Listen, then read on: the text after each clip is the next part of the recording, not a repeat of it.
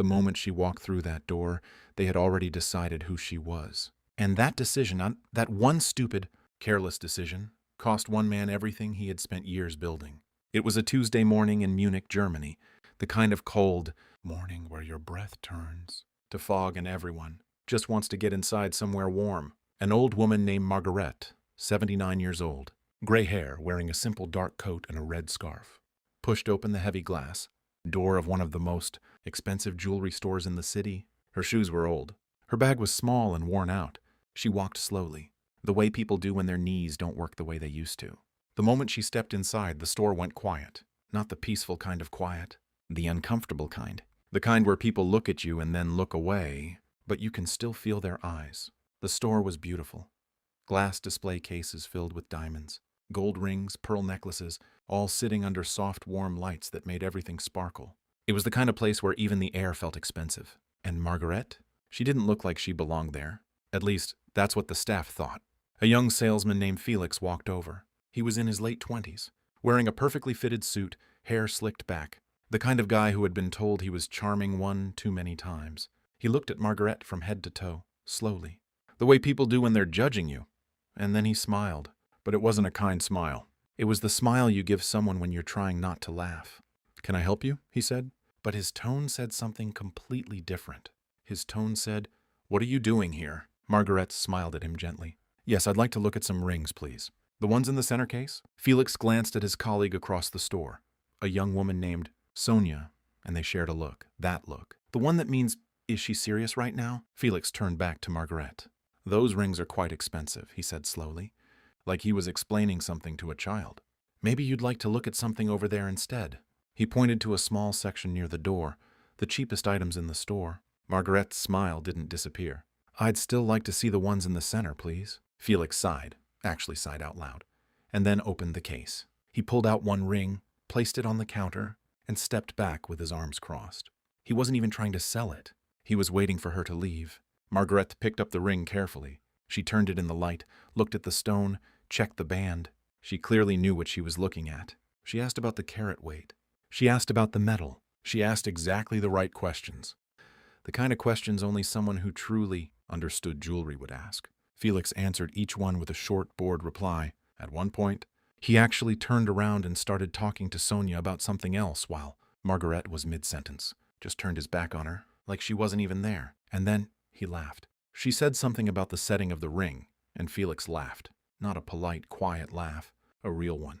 The kind that fills a room. Sonia covered her mouth, trying to hold hers in. Margaret stopped talking. She put the ring down gently. She looked at Felix for a long moment. And then, without raising her voice, without making a scene, she said, "Thank you for your time," and turned to walk out. That should have been the end of it. But then the door opened again. A black Mercedes pulled up outside, the kind of car that makes people stop and stare. Two men in dark suits stepped out first, then held the door. And in walked a man in his 60s, tall, silver-haired, wearing a coat that probably cost more than Felix's monthly salary. He walked straight to Margaret, who was still near the entrance, and kissed her on the cheek. "Sorry I'm late, Mama," he said. "Did you find what you were looking for?" The store went completely silent again. But this time it was a different kind of silence. The man was Heinrich Brandt. If you lived in Munich and you had any connection to the luxury goods industry, you knew that name. He owned 3 high-end retail chains across Germany and Austria. He was, in fact, one of the biggest wholesale clients this very jewelry store had. His company placed orders worth hundreds of thousands of euros every single year. He looked around the store. He looked at his mother's face, that quiet, composed face that was trying very hard not to show anything. He had seen that face before. He knew what it meant. "Is everything okay?" he asked her softly. Margaret said. Heinrich nodded slowly. Then he turned around. Felix was standing right there, still smiling. But now it was a completely different kind of smile. The nervous kind. The kind you wear when you realize you've made a terrible mistake and you're hoping, praying, that somehow no one noticed. Heinrich didn't yell. He didn't make a big dramatic speech. He just looked at the store manager, who had appeared from the back room, and said very calmly, "I think we need to talk about our arrangement." Within the hour, Heinrich had made 3 phone calls. The wholesale contract and the one that accounted for a very significant portion of that store's annual revenue was paused, pending review. The store manager was on the phone with the owner. And Felix? Felix was in the back room, being told that his services were no longer needed. He lost his job that same afternoon. And the story didn't stop there. In a world where everyone has a phone and everyone talks, word spread. Other store owners in the area heard what happened. Felix tried to find work at 2 other jewelry stores in Munich. Both of them had already heard about him. Because here's the thing about how you treat people. It follows you. We live in a world where we make up our minds about people in about 3 seconds. We look at someone's clothes, their age, the way they walk into a room, and we think we know exactly who they are and what they're worth. Felix looked at a 79-year-old woman in an old coat and saw someone who couldn't possibly matter. He saw someone he could ignore, dismiss, and laugh at, with 0 consequences. He was wrong on every single level. Margaret had spent 45 years supporting her son through every stage of building his business. She was the woman who had worked 2 jobs so he could go to university. She had eaten simple meals and worn simple clothes her whole life. Not because she had to, but because that's just who she was. She didn't need to prove anything to anyone. But more than that, even if she hadn't been Heinrich Brandt's mother, even if she was just an ordinary old woman with no rich son and no powerful connections, she still deserved to be treated like a human being.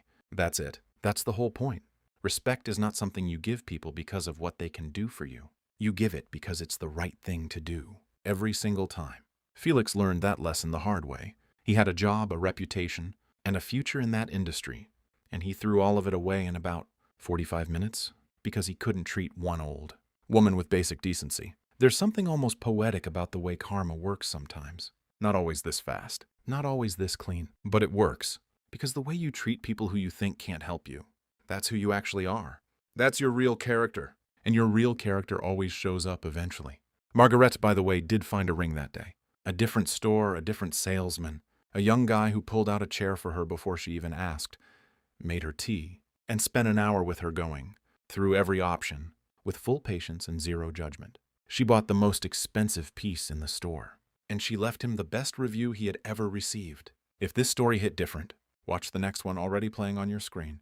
You won't regret it.